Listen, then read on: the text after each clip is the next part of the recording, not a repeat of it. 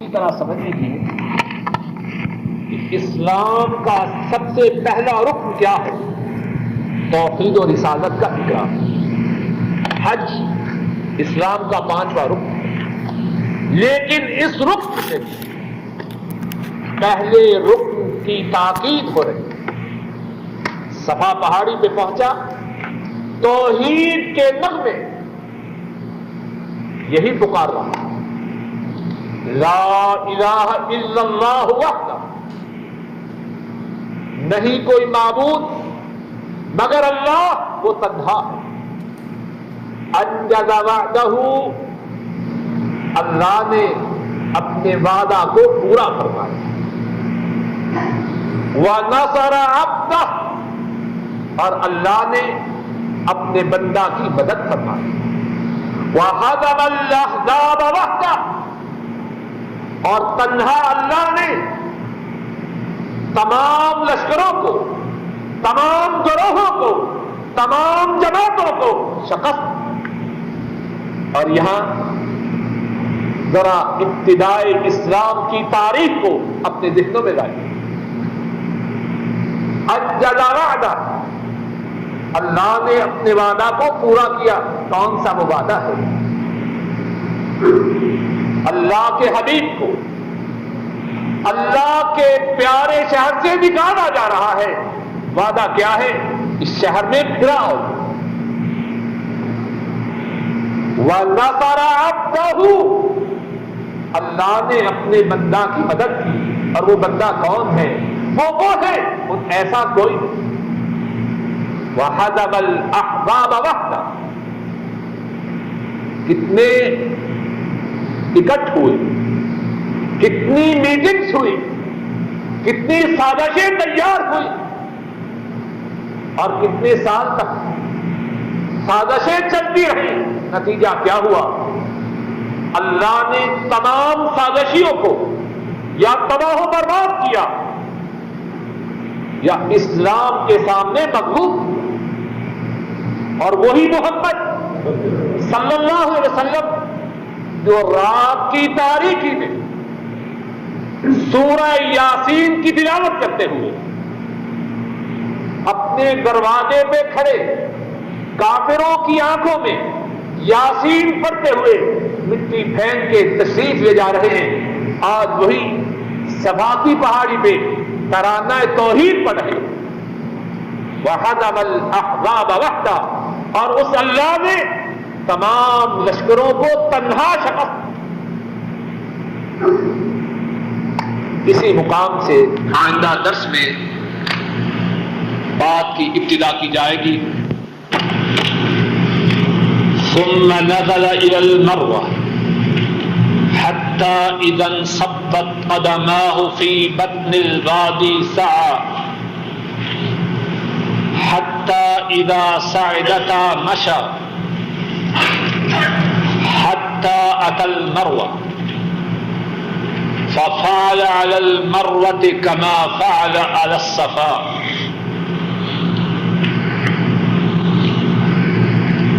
جب آپ صلی اللہ علیہ وسلم مروہ پہاڑی کی طرف اترے، یہاں تک کہ آپ کے قدم وادی کے بطن میں جم گئے، آپ نے سعی کی، آپ تیزی سے بھاگے۔ حتی اذا صعدتا، اور جب آپ کے قدم وادی سے اوپر ہوئے، مشا، آپ چلے، حتی اتی المروہ، یہاں تک کہ آپ مروہ پہاڑی پر پہنچے۔ جگہ مل گئی ہے؟ ذرا بتائیں۔ نیچے سے 8ویں سطر، نیچے سے 8ویں سطر، صفحہ کون سا؟ پہلا صفحہ، نیچے سے 8ویں سطر۔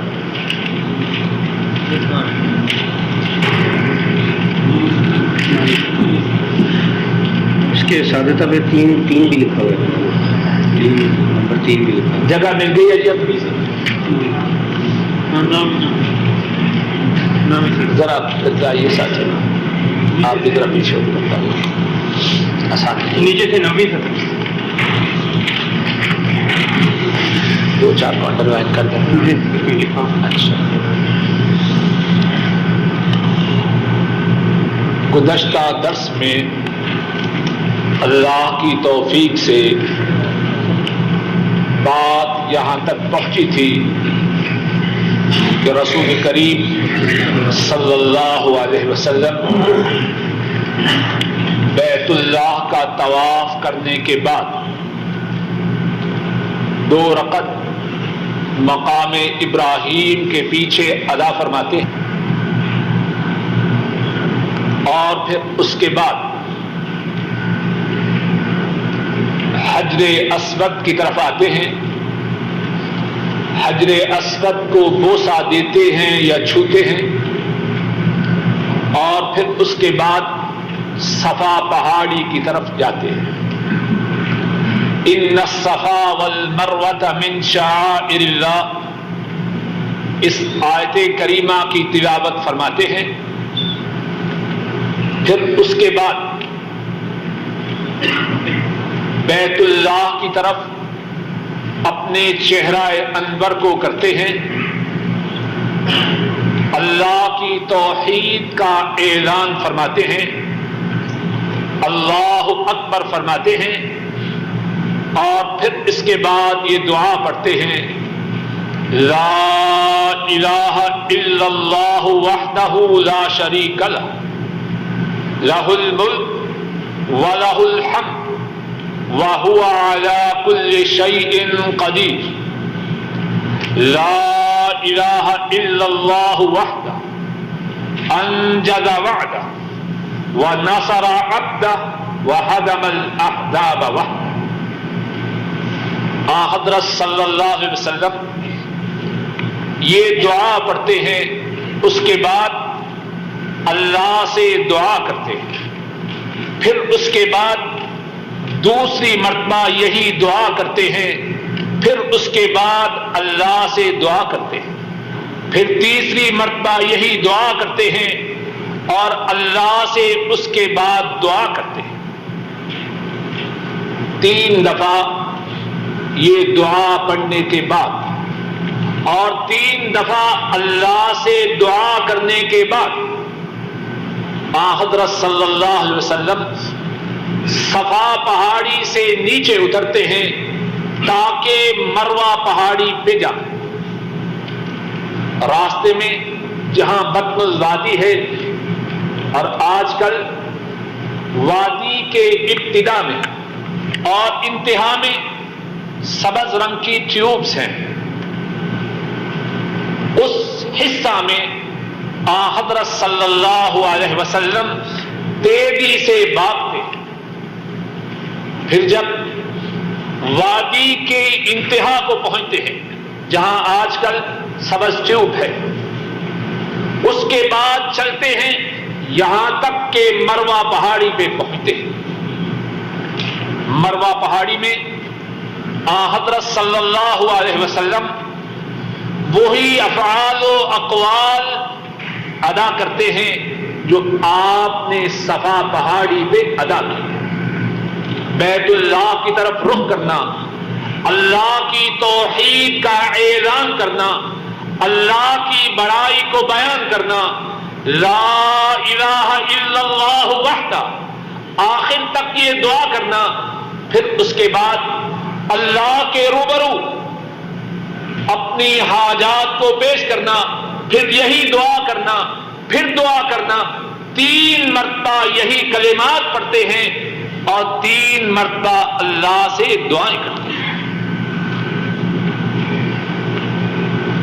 فَفَعَلَ عَلَى الْمَرْوَةِ كَمَا فَعَلَ عَلَى الصَّفَا، آپ نے مروہ پہ وہ کیا جو آپ صفا پہ کر چکے تھے.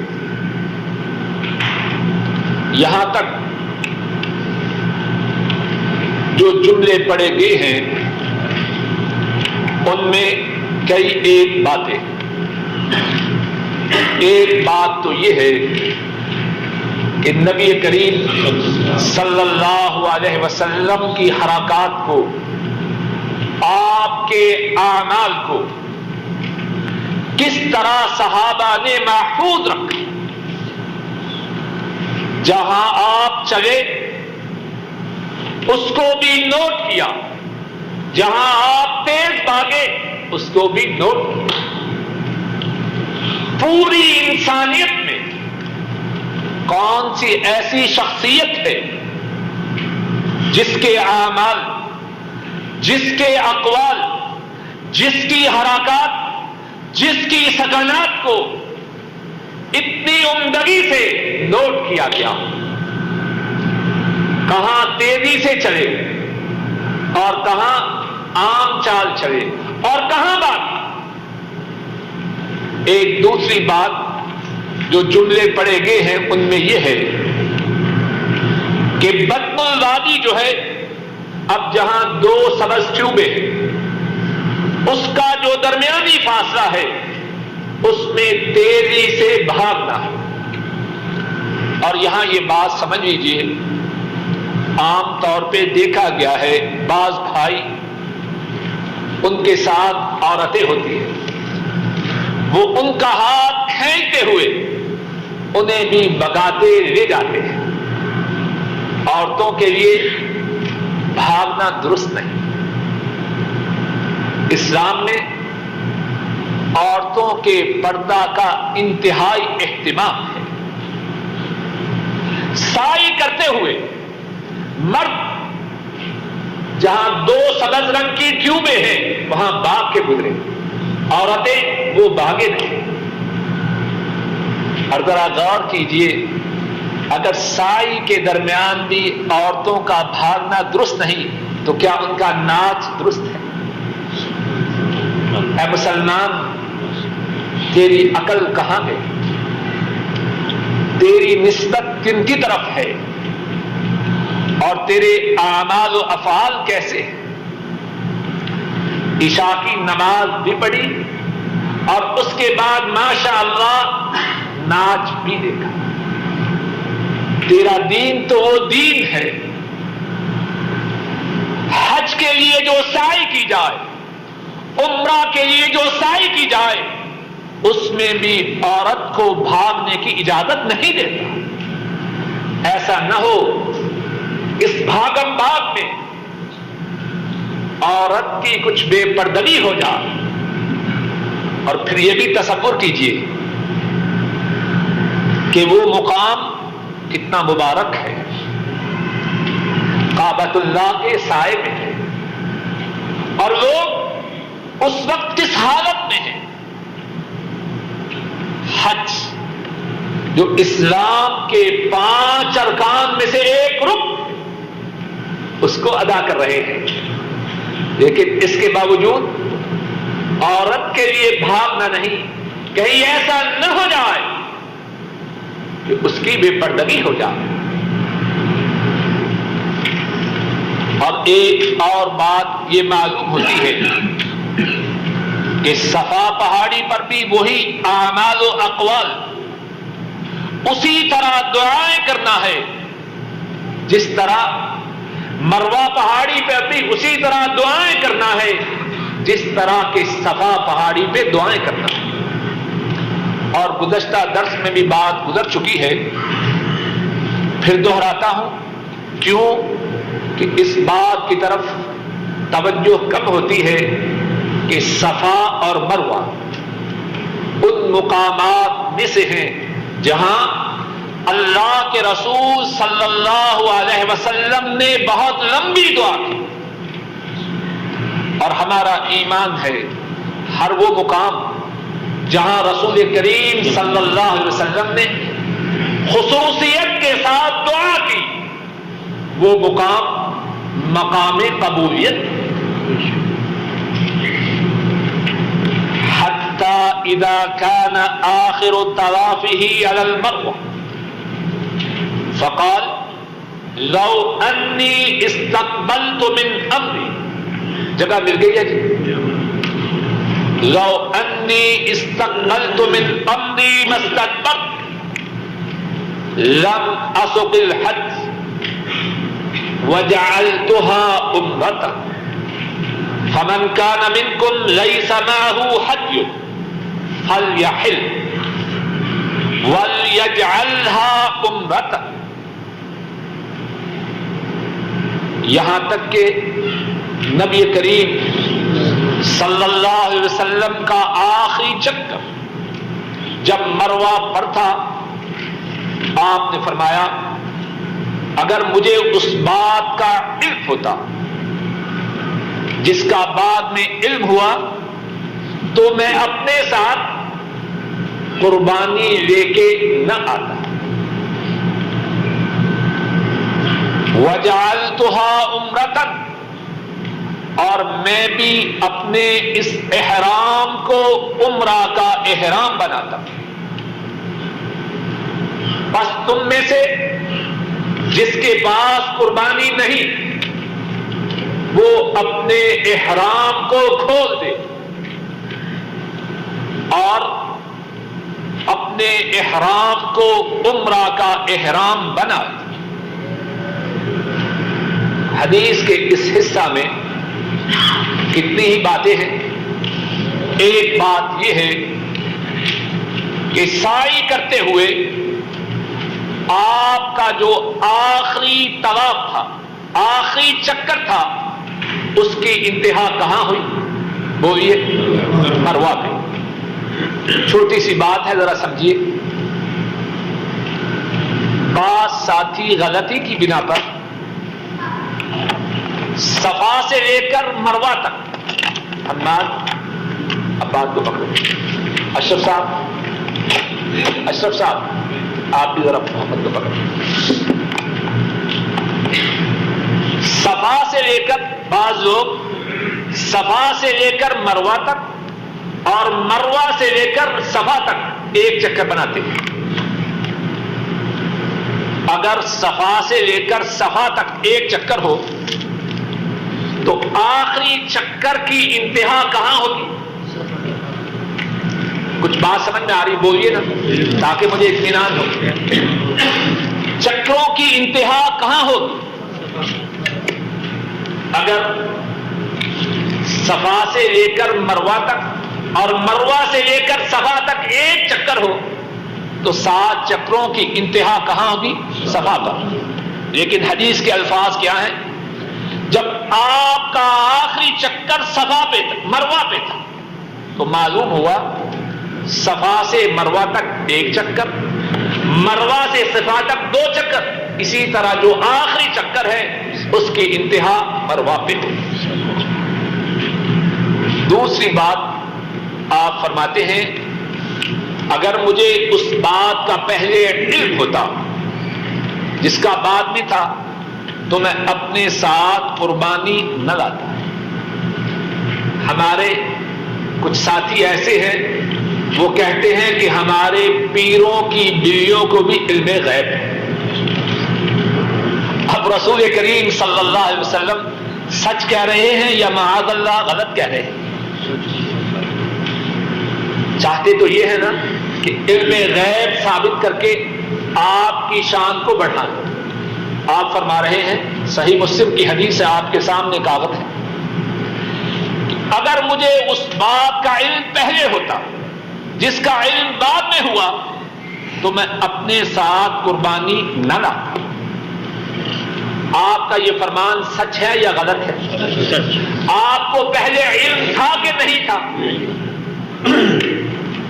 ایک اور بات اس حدیث کے حصہ سے معلوم ہوتی ہے. آپ نے فرمایا اگر مجھے پہلے علم ہوتا میں اپنے ساتھ قربانی نہ لاتا اور اپنے حج کے احرام کو عمرہ میں بدل دیتا. اور پھر اس کے بعد اپنے صحابہ سے فرمایا تم میں سے جس کسی نے اپنے ساتھ قربانی نہیں لائی وہ کیا کرے؟ اپنے حج کے احرام کو ختم کر کے عمرہ میں تبدیل کر دے. اور ایک دوسری روایت میں ہے وہ اپنے بالوں کو کٹوا لے اور تب تک احرام سے نکلا رہے جب تک کہ حج کا احرام 8 تاریخ کو نہ باندھے۔ اس سے کیا معلوم ہوا؟ ہر وہ شخص جو اپنے گھر سے حج کا احرام باندھ کے جائے، اگر اس کے ساتھ قربانی نہ ہو تو کیا کرے؟ اپنی نیت کو بدل دے۔ اور اس سے یہ بھی معلوم ہوا کہ حج میں نیت کا بدلنا درست، اور کس طرح بدلے؟ اپنے حج کے احرام کو عمرے میں بدل دے، بیت اللہ کا طواف کرے، صفا اور مروہ کی سعی کرے، اور اس کے بعد اپنے بالوں کو کٹوائے۔ اور ایک اور بات یہ بھی معلوم ہوتی ہے کہ عام طور پر عمرہ کے بعد اور حج کے بعد بالوں کا منڈوانا بالوں کے کٹوانے سے افضل ہے، لیکن حج تمتع میں جبکہ عمرے کا احرام کھولا جائے اور اس کے تھوڑے دنوں کے بعد حج کا احرام باندھنا ہے، اس وقت افضل کیا ہے؟ بالوں کا کٹوانا۔ حضرت صلی اللہ علیہ وسلم اپنے صحابہ کو کیا حکم دے رہے؟ اور آپ کی مکہ مکرمہ میں تشریف آوری 4 ذو الحجہ کو تھی، مدینہ طیبہ سے 26 ذی القعدہ کو روانہ، 4 ذو الحج کو چاشت کے وقت قریباً 9-10 بجے مکہ مکرمہ میں پہنچے۔ اس دن طواف سعی کے بعد اپنے ان صحابہ کو حکم دے رہے ہیں جن کے ساتھ قربانی نہیں، وہ طواف و سعی کے بعد اپنے بالوں کو کٹوا دیں۔ آپ کس بات کا حکم دیتے ہیں؟ اسی بات کا حکم دیتے ہیں جو بہترین۔ فقام سراقة بن مالك بن جحشم فقال یا رسول اللہ صلی اللہ علیہ وسلم لعامنا هذا ام لأبد؟ فشبك رسول الله صلى الله عليه وسلم أصابعه واحدة في الأخرى وقال دخلت العمرة في الحج مرتين لا بل لأبد أبد۔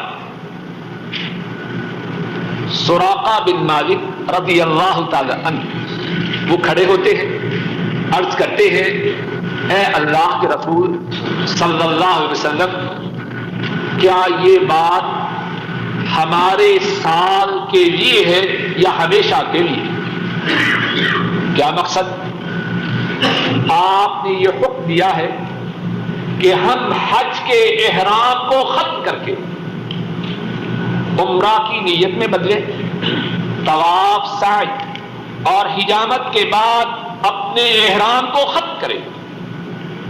کیا یہ اجازت صرف ہمارے لیے ہے یا ہمیشہ کے لیے؟ حضرت صلی اللہ علیہ وسلم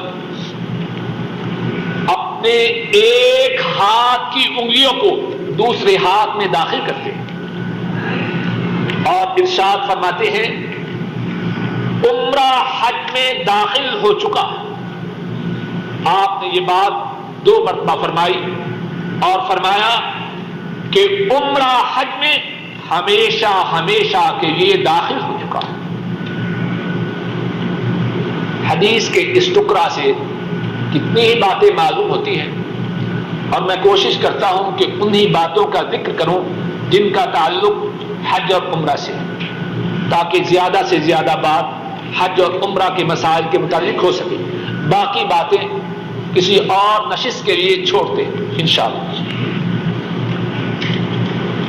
سراقہ بن مالک رضی اللہ تعالی عنہ، ان کا جو سوال ہے اس کا پتہ منظر یہ ہے کہ زمانہ جاہلیت میں یہ تصور تھا کہ حج کے دنوں میں عمرہ کرنا انتہائی بری بات ہے۔ حج کے دنوں میں عمرہ کرنا انتہائی ناپسندیدہ بات ہے۔ حضرت صلی اللہ علیہ وسلم اب اپنے صحابہ کو کیا حکم دے رہے ہیں؟ تم نے حج کا احرام باندھا ہے، تمہارے ساتھ قربانی نہیں، اب کیا کرو؟ حج کے احرام کو عمرہ کے احرام میں بدل دو۔ سراقہ تعجب کر رہے ہیں، یہ اجازت صرف ہمارے لیے ہے یا ہمیشہ کے لیے؟ آپ اپنے ایک ہاتھ کی انگلیوں کو دوسرے ہاتھ کی انگلیوں میں داخل فرما دیں۔ فرمایا عمرہ حج میں داخل ہو چکا ہے ہمیشہ ہمیشہ۔ اور اس سے کتنی ہی باتیں معلوم ہوتی ہیں، لیکن جو بات اس وقت عرض کرنا چاہتا ہوں وہ یہ ہے کہ وہ شخص جو اپنے ساتھ قربانی نہ لے جائے اس کے لیے افضل کیا ہے؟ حج تمتع۔ اور حج تمتع کا مقصد یہ ہے جا کے عمرہ کرے، عمرہ کرنے کے بعد حجامت بنوائے اور حلال ہو جائے، احرام کی پابندیوں سے فارغ ہو جائے، پھر 8 تاریخ کو حج کا احرام باندھے۔ اور جو شخص اپنے ساتھ اپنے وطن سے قربانی لے کے جائے اس کے لیے جو افضل ہے وہ حج قران ہے۔ دوسری بات یہ معلوم ہوتی ہے، اگر کوئی شخص حج قران کی نیت کر کے جائے اور اس کے ساتھ قربانی نہ ہو، وہ کیا کرے؟ اپنے حج کو کس میں بدل دے؟ بولیے، عمرہ میں بدل دے۔ بات واضح ہے۔ وقدم علی رضی اللہ تعالی عنہ من الیمن، وقدم علی رضی اللہ تعالی عنہ من الیمن ببدن النبی صلی اللہ علیہ وسلم فوجد فاطمة رضی اللہ تعالی عنہا ممن حل ولبست ثيابا صبيغا واكتحلت فأنكر ذلك عليها فقالت إن أبي أمرني بهذا قال فكان علي يقول وكان علي يقول بالإراب فذهبت إلى رسول الله صلى الله عليه وسلم محرشا على فاطمة للذي صنعت مستفتيا لرسول الله صلى الله عليه وسلم فيما ذكرت عنه فأخبرته أني أنكرت ذلك عليها فقال صدقت صدقت۔ حضرت علی رضی اللہ تعالی عنہ یمن سے آتے، حضرت صلی اللہ علیہ وسلم جب حج کے لیے مدینہ طیبہ سے روانہ ہوئے اس وقت حضرت علی رضی اللہ تعالی عنہ حضرت صلی اللہ علیہ وسلم کی طرف سے یمن بھیجے گئے۔ یمن سے حج کے موقع پر وہ بھی آتے ہیں اور ان کے ساتھ نبی کریم صلی اللہ علیہ وسلم کی قربانی کے جانور بھی۔ مکہ مکرمہ پہنچتے ہیں، حضرت فاطمہ رضی اللہ تعالی عنہا ان کو دیکھتے ہیں کہ انہوں نے اپنے احرام کو کھول دیا ہے، رنگدار کپڑے پہنے ہیں اور آنکھوں میں سرما ہے۔ حضرت علی رضی اللہ تعالی عنہ ناراض ہوتے، حضرت فاطمہ پر اعتراض کرتے ہیں،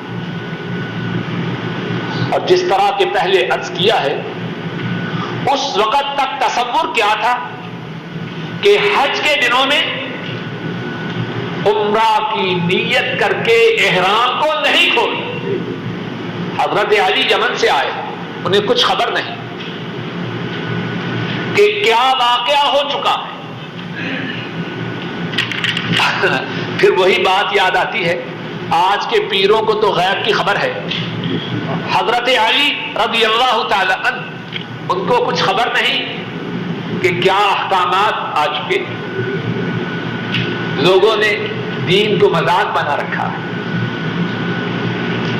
اور سچی بات کہوں، بہت سے تعلیم یافتہ لوگوں کی دین سے دوری کا سبب اسی قسم کی جھوٹی اور بناوٹی باتیں.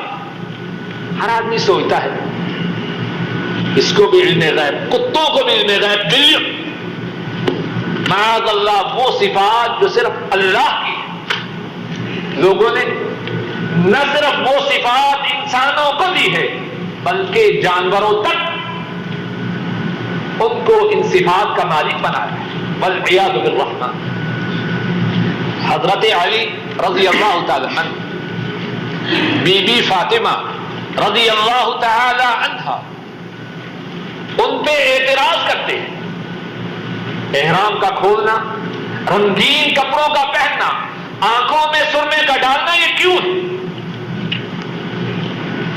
حضرت فاطمہ رضی اللہ تعالی عنہا فرماتی ہیں ان ابی امرنی بہذا، میرے بابا نے، اور کتنا اعلیٰ ہے وہ بابا، کائنات میں کسی کا بابا ان کے بابا کے مقابلے کا نہیں. نہ ایسی کسی کی بیٹی ہے، نہ ایسا کسی کا باپ ہے. اللہ کی ارباں رحمتیں ہوں اس بیٹی پہ بھی اور اس بیٹی کے باپ پہ بھی. فرمایا میرے باپ نے مجھے اس بات کا حکم دیا، اگرچہ آپ شوہر ہیں لیکن میرا بابا وہ ہے جس کا حکم شوہر کے حکم سے بھی اعلیٰ افضل. حضرت علی رضی اللہ تعالی عنہ کیا کرتے ہیں؟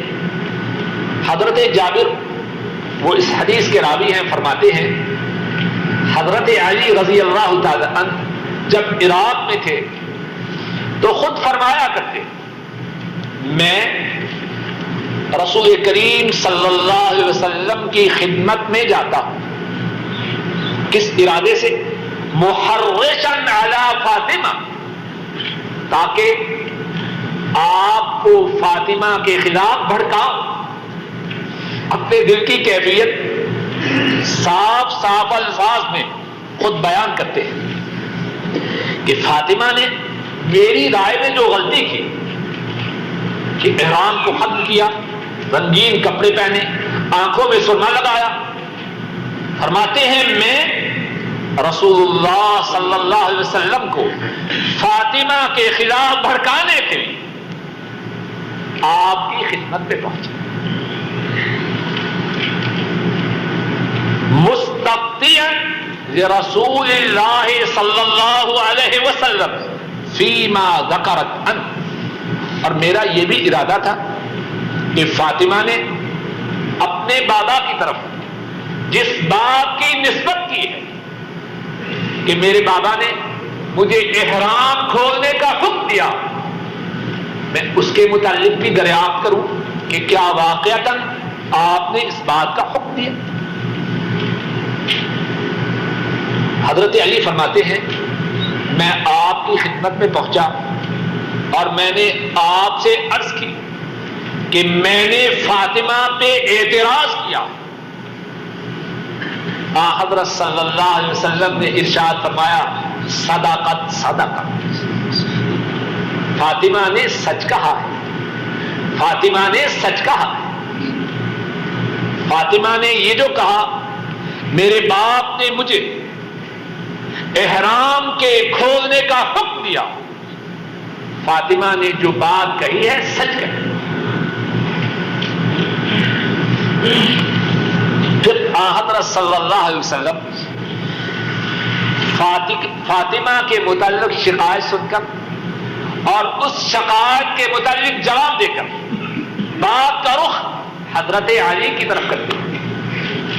فرمایا ماذا قلت حین فرضت الحج، علی تم بتلاؤ جب تم نے حج کا احرام باندھا تو تم نے کیا کہا تھا؟ قال قلت، اللہم انی احل بما احل به رسول صلی اللہ علیہ وسلم، اے میرے اللہ، میں اسی نیت سے احرام باندھتا ہوں جس نیت سے اللہ کے رسول صلی اللہ علیہ وسلم نے احرام باندھا۔ آپ نے فرمایا فَإِنَّ مَعِيَ الْحَدْيَ فَلَا تَحِلُّ، میرے ساتھ تو قربانی ہے اور تو نے اسی نیت سے احرام باندھا ہے جس نیت سے میں نے احرام باندھا، اس لیے تو بھی اپنے احرام میں باقی رہ۔ حدیث کے اس ٹکڑے میں بھی کتنی باتیں ہیں، اور جو بات عرض کرنا چاہتا ہوں وہ یہ ہے کہ حضرت علی رضی اللہ تعالی عنہ، کیا ان کو خبر تھی کہ رسول کریم صلی اللہ علیہ وسلم نے کس نیت سے احرام باندھا ہے؟ اگر خبر ہوتی تو ایسی بات کیوں کہتے؟ دوسری بات، حضرت علی رضی اللہ تعالی عنہ، ان کے دل میں مدینے والے کی تابعداری کا کتنا جذبہ ہے، معلوم نہیں آپ نے احرام کیسے باندھا ہے۔ اب کیا کرتے ہیں، آج کے بہت سے مسلمان تو ایسے ہیں نا، آپ کا واضح فرمان ملتا ہے، آپ کی واضح سنت ملتی ہے، دائیں بائیں نکلنے کی کوشش کرتے ہیں اور اپنے کئی بڑے سمجھدار بنتے ہیں، ہر اس بات کو بھول جاتے ہیں کہ معاملہ اللہ سے ہے اور وہ اللہ علیم بذات الصدور ہے، سینے کی باتوں کو جاننے والے ہیں۔ آج تو مسلمان بہت سے ایسے ہیں۔ حضرت علی رضی اللہ تعالی عنہ، حضرت صلی اللہ علیہ وسلم کی اتباع کا جو جذبہ ہے اس کا اندازہ کیجیے۔ پتہ نہیں آپ نے احرام باندھتے وقت کیا نیت کی؟ اللہ سے سودا کرتے ہیں، اللہ سے بات کرتے ہیں، اے اللہ میرے احرام کرتے وقت میری نیت وہ ہے جو تیرے نبی کی نیت۔ کتنا جذبہ اتباع ہے۔ اور علی ہی ایسے نہیں، صحیح مسلم یہ میں ہے، ابو موسیٰ الاشعری رضی اللہ تعالی عنہ، وہ بھی یمن سے آ رہے ہیں، چاہتے ہیں حج کریں اور اس طریقہ کے مطابق حج کریں جس طریقہ سے حضرت صلی اللہ علیہ وسلم نے حج کیا، لیکن انہیں بھی خبر نہیں، وہ بھی اللہ سے یہی بات کرتے ہیں، اے اللہ میں اس طرح احرام کی نیت کر رہا ہوں جس طرح رسول اللہ صلی اللہ علیہ وسلم نے۔ اے اللہ اپنے فضل و کرم سے کہنے والے کو بھی اور سب سننے والوں کو یہی جذبہ اتباع عطا فرما۔ اور اس سے ایک بات یہ بھی معلوم ہوتی ہے کہ مشروط طور پر حج کا احرام باندھنا درست ہے۔ اگر کوئی شخص اس طرح احرام باندھے کہ میں نے اس طرح احرام باندھا ہے جس طرح فلاں نے باندھا ہے، ایسا کرنا درست۔ اگر ایسا کرنا درست نہ ہوتا، حضرت صلی اللہ علیہ وسلم فوراً حضرت علی کو ٹھوک دیتے۔ فَكَانَ جَمَاعَةُ الْحَجِّ الَّذِي قَدِمَ بِهِ عَلِيٌّ مِّنَ الْيَمَنِ وَالَّذِي أَتَى بِهِ النَّبِيُّ صلی اللہ علیہ وسلم قربانی کے وہ جانور جو حضرت علی رضی اللہ تعالی عنہ یمن سے لائے اور جو نبی کریم صلی اللہ علیہ وسلم اپنے ساتھ مدینہ طیبہ سے لائے، ان کی تعداد 100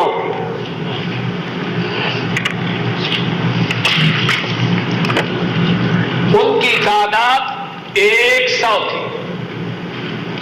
اس سے کیا معلوم ہوا؟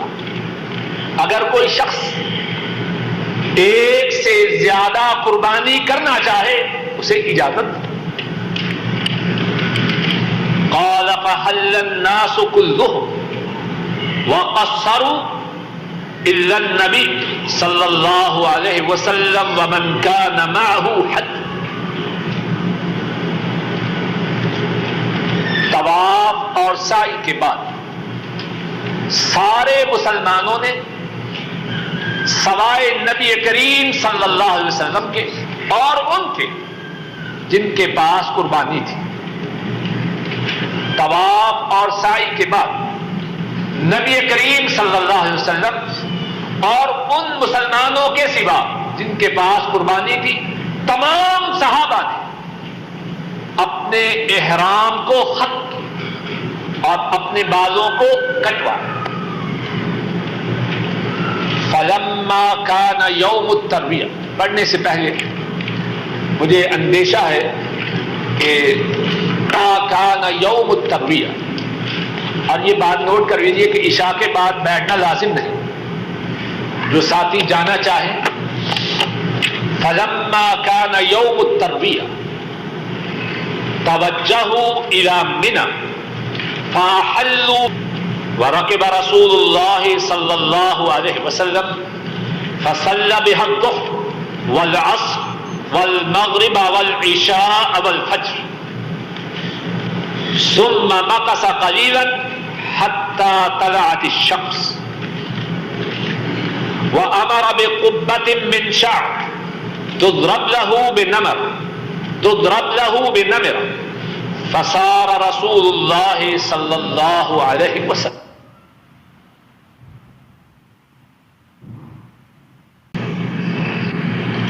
جب یوم الترویہ تھا، یوم الترویہ سے مراد 8 ذو الحجہ ہے. جب یوم الترویہ تھا، 8 ذو الحج کی تاریخ تھی، توجہوا الی منی، مسلمان مینا کی طرف روانہ. فاحلوا بالحج، مسلمانوں نے حج کے لیے لبیک پکارا. رسول کریم صلی اللہ علیہ وسلم سوار ہوئے اور آپ نے مینا میں ظہر، عصر، مغرب، عشاء اور فجر کی نمازیں پڑھی. فجر کی نماز کے پڑھنے کے بعد آپ تھوڑی دیر ٹھہرے یہاں تک کہ سورج طلوع ہو گیا. آپ نے حکم دیا کہ بالوں کا ایک خیمہ نمرہ کے مقام پر آپ کے لیے نصب کیا جائے. پھر رسول کریم صلی اللہ علیہ وسلم روانہ.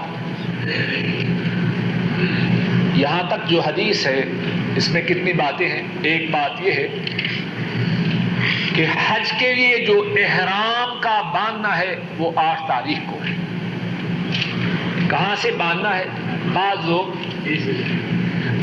لوگ بڑے شوق سے، بڑے ولولہ سے بیت اللہ میں حاضر ہوتے ہیں. حضرت صلی اللہ علیہ وسلم سے ایسی کوئی بات ثابت نہیں. اور یہ بات سمجھ لیجیے، حضرت صلی اللہ علیہ وسلم نے جتنا دین بتلا دیا ہے اسی پر عمل کافی ہے.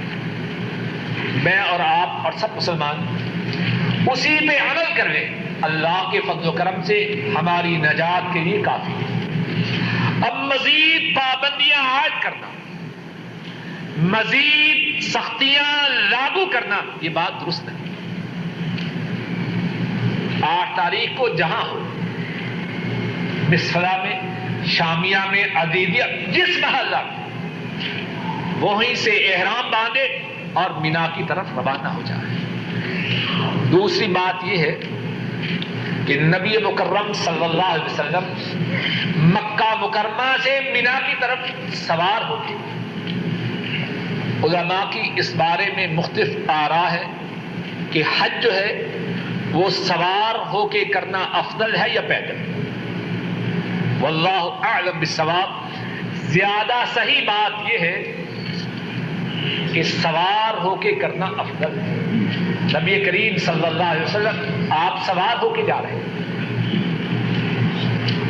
ایک اور بات یہ ہے، 8 تاریخ کو 4 نمازیں مینا میں جا کے پڑھنی، ظہر، عصر، مغرب، عشاء، ہر نماز اپنے اپنے وقت میں، اور نمازیں قصر کرتی ہیں، اور 9 تاریخ کی فجر کی نماز وہ بھی مینا میں پڑھنی، اور پھر مینا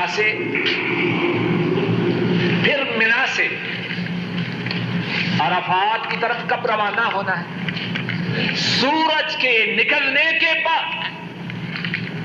اللہ کی رحمتیں ہو صحابہ پر، آپ کی ایک ایک حرکت کو کس طرح محفوظ رکھا ہے۔ اپنے اپنے کاغذات میں دیکھیے، حضرت جابر فرماتے ہیں فجر کی نماز کے بعد آپ تھوڑی دیر ٹھہرے یہاں تک کہ سورج طلوع ہو۔ سنت طریقہ یہ ہے، مینا سے جو روانگی ہے وہ سورج کے نکلنے کے بعد، اور آپ نے یہ حکم دیا کہ نمیرہ میں آپ کے لیے خیمہ نصب کیا جائے۔